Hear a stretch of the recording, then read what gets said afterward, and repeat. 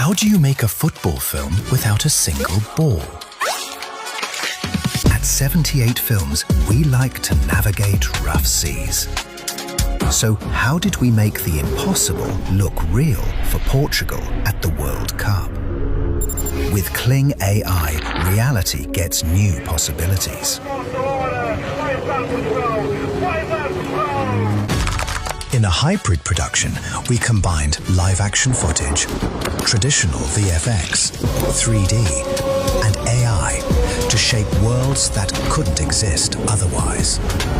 We filmed real people in motion, transformed them into characters, and used AI to fine-tune the world around them. The country felt it with almost 100 million views on Instagram. But there's some things AI could never create. E agora diga 1, 2, 3, vai dar para nós. Sai produção. Vai lá, malta, vai dar para nós. 1, 2, 3! We're not using Kling to replace creativity, but to expand it.